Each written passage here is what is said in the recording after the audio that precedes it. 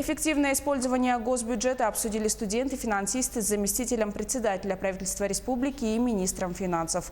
Как ситуация на международном рынке влияет на бюджет и другие вопросы рассмотрели в формате диалога.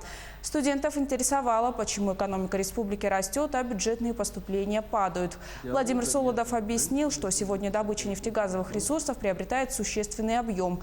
Факторами, которые негативно влияют на поступление доходов в бюджет, он назвал неустойчивость мирового рынка алмазного сырья, а также курс доллара. Участники также обсудили и особенности финансирования нацпроекта образования. Во-первых, хотелось бы сказать, что этот круглый стол действительно очень интересен, потому что не каждый день представляется такая возможность взаимодействия общества с правительством нашей республики.